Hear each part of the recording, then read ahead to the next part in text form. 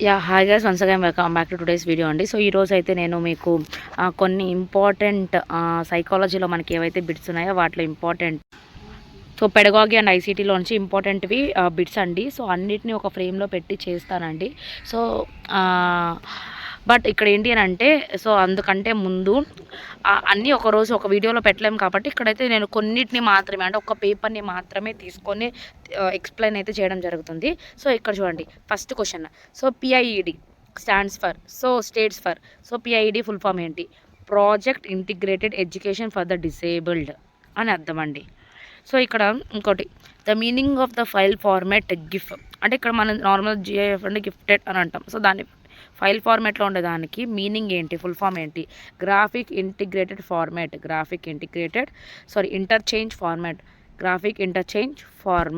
అని అర్థం. So according to NEP 2020 preparatory stage in education is, so ఇప్పుడు మనకి తెలుసండి ఎన్ఈపి 2020 వైజ్ మనకి 4 స్టేజెస్ ఉంటాయి. దాంట్లో సెకండ్ స్టేజే ఈ preparatory stage. First initial stage preparatory stage, middle stage higher age stage అని చెప్పి. సో దీంట్లో ఏంటి అని అంటే అక్కడ PP1 PP2 1-2 క్లాసెస్ అనేది ప్రిపరేటరీ స్టేజ్, ప్రిమిలరీ స్టేజ్ వస్తుంది. కానీ ఇక్కడ ఏంటి అని అంటే మనం చూస్తే, సో ఇక్కడ మనకి ప్రిపరేటరీ స్టేజ్ ఏది అని అన్నారు. సో ప్రిపరేటరీ స్టేజ్ అంటే సన్నాహ దశ ఏవి అని అంటే 3, 4, 5 క్లాసెస్ ఉండేది సన్నాహ దశ. So the first national educational policy formatted in India in the year. So NEP first ఏ ఇయర్లో ఇంప్లిమెంట్ చేశారు గుర్తుపెట్టుకుని. ఫస్ట్ ఎన్ఈపి ఏ ఇయర్ అంటే 1968లో అండి, తర్వాత 1986లో. So answer is 2. సో ఈ పేపర్లో ఆన్సర్స్ పెట్టేయడం జరిగింది. నెక్స్ట్ దాంట్లో అయితే ఖచ్చితంగా పెట్టకుండా చేస్తానండి. Sorry for the disturbance.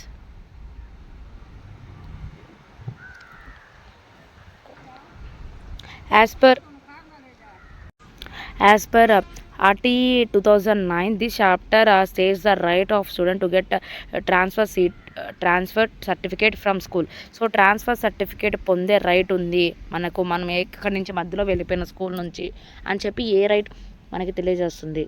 So మనకి ఏ రైట్ తెలియజేస్తుంది అంటే RT 2009 అండి. అది దాంట్లో ఏ చాప్టర్ తెలియజేస్తుంది అంటే సెకండ్ చాప్టర్ మనకి తెలియజేస్తుంది.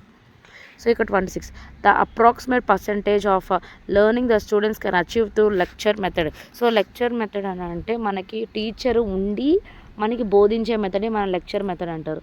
ఈ లెక్చర్ మెథడ్లో మనకి స్టూడెంట్స్కి ఎంత పర్సంటేజ్ వస్తుంది అని అంటే 5% మాత్రమే వస్తుంది. సో వాళ్ళు చేయడం వల్ల వాళ్ళకి 75% వస్తాయి. కానీ లెక్చర్ మెథడ్ టీచరే చెప్పుకుంటే పిల్లలకి ఏమీ రాదు. సో 27 బిట్ చూడండి ఒకసారి. So this is a higher mental function as per వైగోట్స్కి ప్రకారం ఇది ఒక హయ్యర్ మెంటల్ ఫంక్షన్. సో ఉన్న మానసిక స్థితుల్లో ఉన్నత మానసిక ప్రక్రియ ఏది అని అంటే analysis of social issues. So సామాజిక పరమైన అంశాలను విశ్లేషించడాన్నే హయ్యర్ మెంటల్ ఫంక్షన్ అని అన్నారు. సో ఫ్యూచర్ లెర్న్ అనేది ఒకటి ఏమిటంటే ఆర్గనైజేషన్ ఫర్ ప్రొవైడింగ్ మాక్ అంటే మనకు తెలుసు మ్యాసివ్ ఆన్లైన్ ఓపెన్ కోర్స్ అని. సో ఈ మాక్ అందజేయ ఒక సంస్థే ఫ్యూచర్ లెర్న్ అండి. సో బాగా గుర్తుపెట్టుకోండి, FutureLearn is an organisation for providing MOOC. Mid day meal scheme. So next question చూడండి, mid day meal scheme is currently being implemented in school of Andhra Pradesh in the name of following dignity.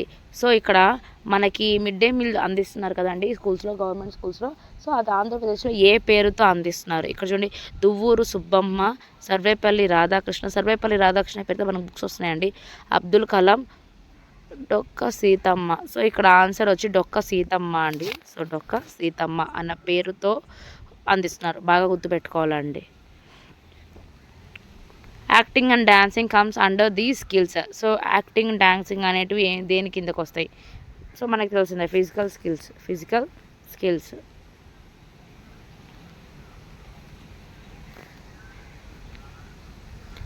So these are the bits అండి. So మనం దగ్గర అంటూ 10 బిట్స్ని అయితే మనం ఈరోజు చూసామండి. So these are the bits అండి.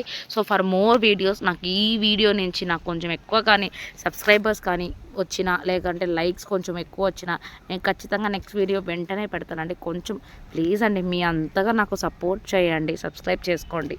సో నెక్స్ట్ చాప్టర్లో టూ చాప్టర్స్ని కలిపి ఒకటిగా చేసి పెడతానండి నెక్స్ట్ ఐసీటీ పైని. సో అదేవిధంగా ఈ ఎగ్జామ్ మోడల్ పేపర్స్ అయిపోయాక డైరెక్ట్గా నేను సబ్జెక్ట్లోకి వెళ్ళి అంటే సబ్జెక్ట్ టెక్స్ట్ బుక్ ఓపెన్ చేసి పెడగాగిలోంచి ఎక్స్ప్లెయిన్ చేస్తానండి. Thank you for watching. Please subscribe my channel.